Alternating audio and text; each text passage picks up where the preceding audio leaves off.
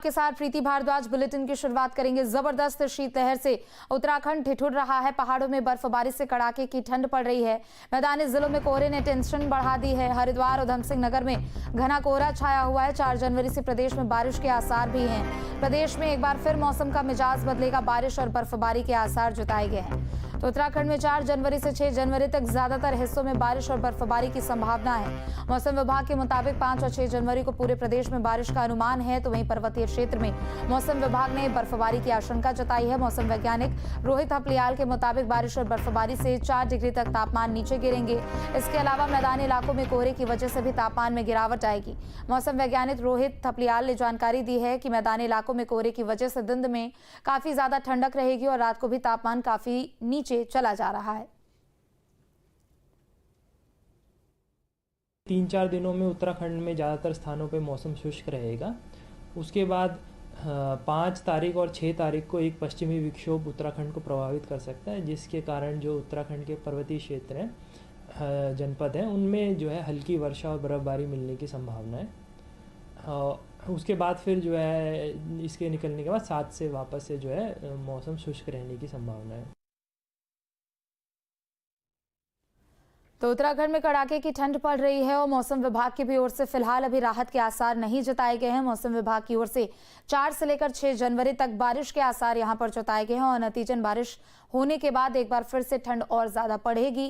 तापमान में गिरावट दर्ज की जाएगी। पहाड़ी क्षेत्रों की बात करें तो यहाँ पर भारी बर्फबारी हो रही है। खूबसूरत तस्वीरें तो जरूर देखने को मिल रही है, लेकिन इस बर्फबारी का जो सीधा असर है वो मैदानी इलाकों में पड़ रहा है। मैदानी इलाकों में बर्फबारी की वजह से कोहरा सबसे ज्यादा यहाँ पर लोगों की मुसीबतें बढ़ाता हुआ नजर आ रहा है। तो चाहे उत्तराखंड के 4 धामों की बात कर ले तो वहां एक तरफ भारी बर्फबारी, दूसरी तरफ मैदानी इलाकों में कोहरे ने लोगों की टेंशन बढ़ा दी है। हरिद्वार से और चलिए ज्यादा जानकारी के लिए संवाददाता महावीर नेगी हमारे साथ जुड़ चुके हैं। महावीर, मौसम विभाग की ओर से अगले कुछ दिनों के लिए राहत के आसार नहीं जताए गए हैं। 4 से लेकर 6 जनवरी तक प्रदेश में बारिश होगी और नतीजन मौसम में और ज्यादा यहाँ पर ठंड बढ़ेगी और तापमान में भी गिरावट दर्ज की जाएगी।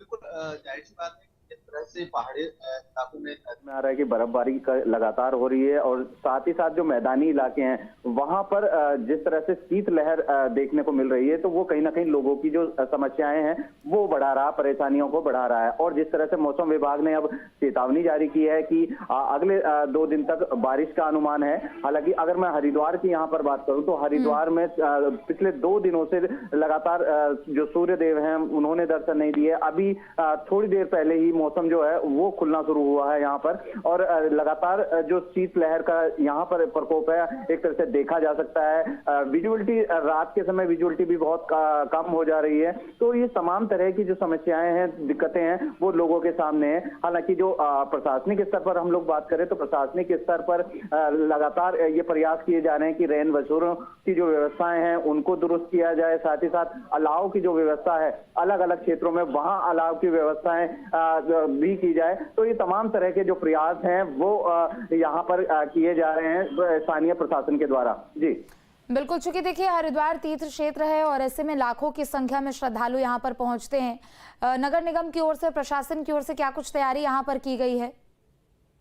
बिल्कुल, यहाँ पर जिस तरह से कह सकते हैं कि क्योंकि धर्म नगरी है, जो लोगों की आमद होती है लगातार बनी रहती है, तो ऐसे में एक बड़ी चुनौती स्थानीय प्रशासन के लिए होता है कि वो यहाँ पर जो व्यवस्थाएं हैं खासकर शीतलहर से बचने के लिए उनके लिए चाक चौबंद व्यवस्थाएं यहाँ पर है। और देखने में भी आया कि देखा कि कल डीएम और एसएसपी खुद देर रात भ्रमण पर निकले और उन्होंने निराश्रित जो लोग थे उनको कंबल वितरण किए। साथ ही साथ जो अलाव की व्यवस्था है उसका यहाँ पर जायजा लिया और इसके अलावा जो रैन बसेरे हैं उनकी व्यवस्थाओं को भी यहाँ दुरुस्त किया जा रहा है। जी बिल्कुल, मौसम विभाग तो एक तरफ लोगों को चेतावनी जारी करते हुए उनसे यहाँ पर एहतियात बरतने की अपील तो कर ही रहा है, लेकिन दूसरी तरफ हमने देखा था कि बीते दिनों सीएम धामी ने भी यहाँ पर अधिकारियों के साथ बैठक की थी, तमाम दिशा निर्देश दिए थे। क्या उस क्रम में यहाँ पर दिशा निर्देशों का पालन किया जा रहा है और फिलहाल स्कूलों को लेकर क्या कुछ अपडेट है वहां पर? देखिए, अगर यहाँ पर स्कूलों की बात की जाए तो स्कूलों में छुट्टियां एक तरह से विंटर वेकेशन यहाँ पर घोषित कर दिया गया है और 7 तारीख को दोबारा से सभी स्कूल कॉलेज खुलेंगे। हालांकि अगर ठंड का प्रकोप इसी तरह से रहा, ठंड इसी तरह से कहर बरपाती रही तो शायद ये छुट्टियां बढ़ सकती हैं। और जिस तरह से लगातार देखने में आ रहा है कि खुद मुख्यमंत्री इस चीज को लेकर चिंतित हैं और लगातार अधिकारियों को निर्देशित कर रहे हैं और उसी को देखते हुए यहाँ पर जो स्थानीय प्रशासन है, चाहे पहाड़ी इलाके हों या फिर मैदान के क्षेत्र हों, वहां पर जो स्थानीय प्रशासन है वो लगातार व्यवस्थाओं को दुरुस्त करने में लगा हुआ है। क्योंकि सबसे बड़ी बात है कि ऐसी ठंड में जो निराश्रित लोग हैं उनके लिए बड़ी चुनौती होती है और उनका सही से वो इस शीतलहर को का सामना कर सकें और उनके लिए क्या व्यवस्थाएं यहाँ पर हो सकती है, चाहे अलाव की व्यवस्थाएं हो या दूसरी चीजें हैं, उनको दुरुस्त करने का काम किया जा रहा है। ठीक है, बहुत शुक्रिया आपका तमाम जानकारियों के लिए।